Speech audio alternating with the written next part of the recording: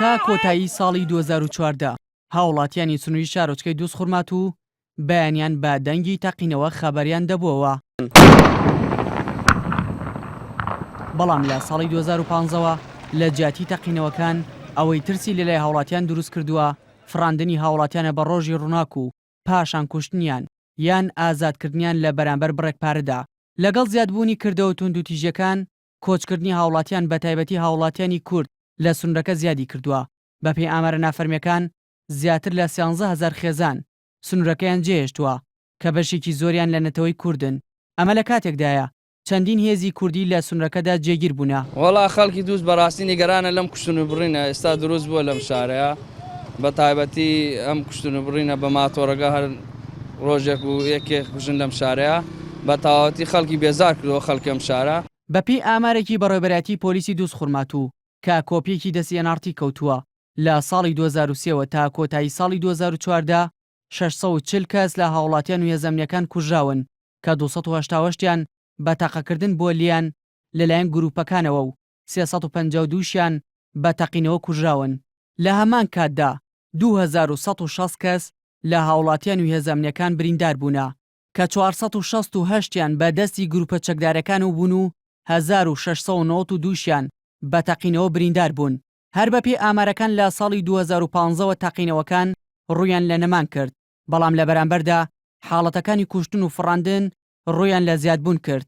تەنها لە ماوەی ئەو ساڵەدا 400 هاوڵاتی فڕێنراون و 205یان ئازاد کراون بە پارە، بەڵام تا ئێستا 195یان بێسەر و شوێنن.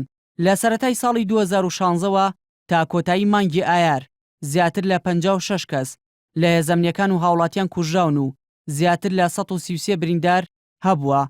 ئەمە جگە لە فڕاندنی زیاتر لە 100 هاوڵاتی. هاوکات بەوەی شەڕینەوەن پێشمەرگە و حەشدی شەعبیەوە 35 کوژرا و زیاتر لە 150 بریندار بووە. حقیقەتەن بعد 10/6/2014 لە ڕاستیدا لە دوای ساڵی 2014ەوە کاتێک کە داعش گەمارەی ئامرلی گوندەکانی نزیکی دەوروبەری دووسخورماتوویدا لەو کاتەوە تەقینەوەکان لە ناو دووسخورمات و کەمی کردووە، بەڵام کوشتن و فراندن زیادی کردووە. ئێمە لە هەوڵی بەردەوام داین بۆ دەستگیرکردنی ئەو کەسانەی ئارامی شار تێک دەدەن.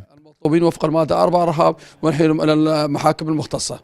هەرچەندە هێزەمنیەکان ڕێوشێنە ئەمنیەکانیان گرتووەتە بەر بەمبەستی ڕێگریکردن لەو تەقینەوانەی کە گروپەکان ئەنجامیان ئەدا، بەڵام نەیانتوانیوە ئەو کەسانە دەستگیر بکەن کە هەوڵی کوشتن و فڕاندنی هاوڵاتیان ئەدەن. دائما لنا جلسات أمنية واجتماعات أمنية. بەبەردەوامی لە دانیشتە ئەمنیەکاندا باز لە گۆڕینی پلانە ئەمنیەکان دەکەین بۆ ئەوەی ئارامی بگەڕێتەوە بۆ دووسخورمات و پێشمەرگە و ئاسایش دوو هێزی گرنگن لە سنوورەکە و هەوڵەکان بەردەوامە بۆ کۆتایهێنان بە توندوتیژەکان. بەوتەی چاودێران ئەگەر دۆخی دووسخورمات و ڕێگە چارێکی گونجایی بۆ نەدۆزرێتەوە و ڕێگری لە تەواوی کردە توندوتیژەکان نەگیرێت، ئەوە بۆ ساڵانی ئایندا بە تەواوی شارۆچکەکە ڕووبەڕووی مەترسی چۆڵبوون دەبێتەوە. دیار جەمال نارتی، دووسخورمات و